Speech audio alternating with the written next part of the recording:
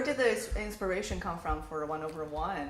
Well, I'm from the area where it's set and where it's shot, and it was just I came out here, but I would go back and forth for Christmas or whatever, and I just got really interested in a way that I didn't, because I'm seeing it from a different perspective. So I started doing, tons of research and learning government documents and all kinds of studies and all stuff. And from there, Lissa kind of came out of it, and I'm not sure how, but once I realized, I could see the whole town and everything that was kind of decay, and then I just imagined this character, and then I was like, well, I think I'm going to try to make that movie.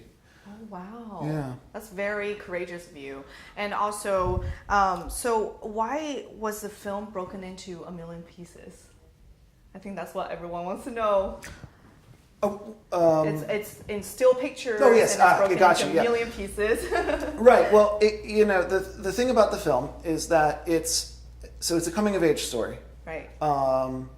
And the kind of idea of it is the aesthetics, the million pieces, they kind of congeal, or they get more sophisticated as the film goes along. As she matures, the aesthetics of the film mature. So at the beginning, it's really jagged, lots of stills, lots of aggressive attitude. Mm-hmm. That's where she is, loud music. And then at the end, it's much more classical compositions and classical editing style. That's the reason. Mm-hmm. And Lindsay, how would you describe your character, Lissa? Lissa is a girl who she's in the depths of who she is. She has this disconnect from life and from herself. Mm-hmm. She doesn't really have that supportive connection with her family. She's a loner, sort of by design, sort of by circumstance, sort of by all of these things, and she kind of feels trapped in this bubble. And her actions are sort of in reaction to how she's feeling, the pain that she's in, and I think every day, despite her behavior, she's looking for that spark again in her life.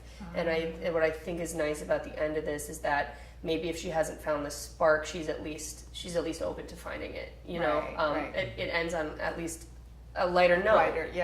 Right. I mean, I definitely wouldn't say this is a fairy tale ending. I do love the way it ends, but it's not. It's a choice all the time to move out of there, and I think it's something she'll probably be with for her whole life. But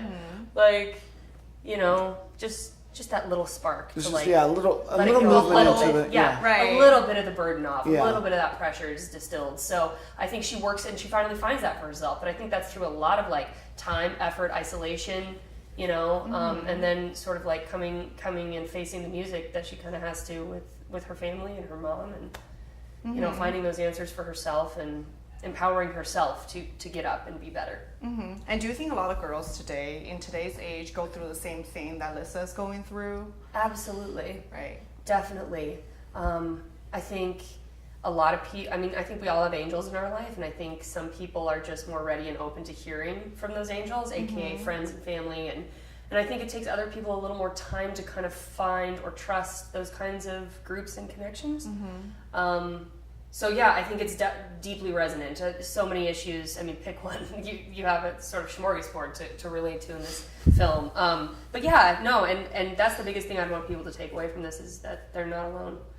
Right, that leads to my next question. I want to ask the director, Jeremy, what do you want people to take away from this feature film? Lindsay just really said it, is you're not alone. I really hope that the people who kind of are like Lissa kind of find the film.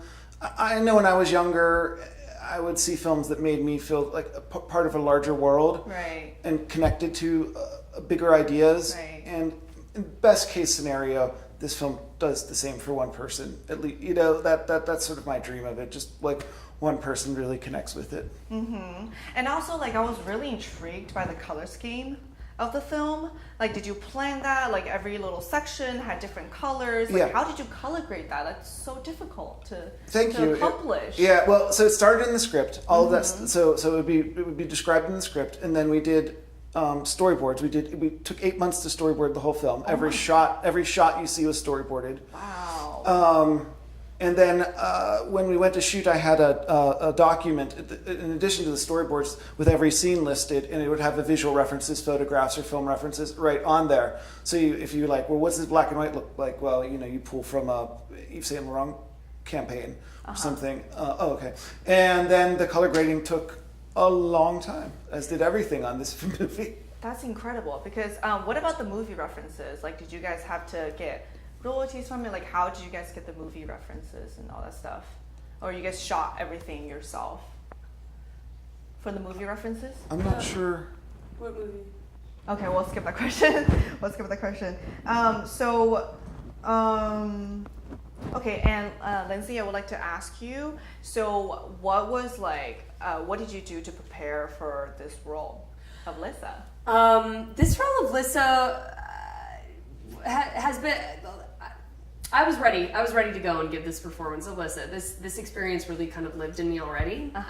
These sort of feelings, and so to have a place to release those was really nice. I mean, I did what I always did, stayed kind of isolated and in my own world, and doing weird arts and crafts around my house. I think that covers it, right?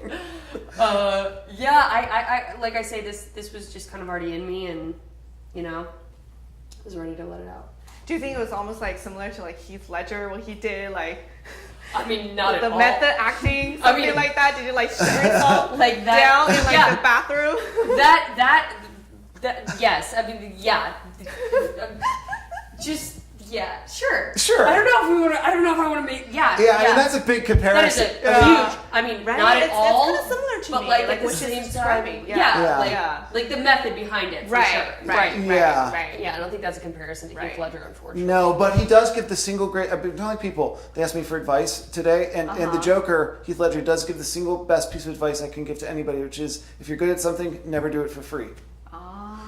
So the Joker's honest, Let's keep that in mind. Lovely. And Jeremy, I would just like to ask you one last question. Sorry, we gotta wrap it up. We got 2 Okay, just one last question. Sure. So what other upcoming projects that you're working on? We're very excited to see I'm really into genre. My favorite movie of the year was Black Panther. I thought it was a masterpiece. I love it, yes. So I really kind of want to do like a crime movie. I mean, the ultimate goal would be to work on a big scale. I really love those movies. Right.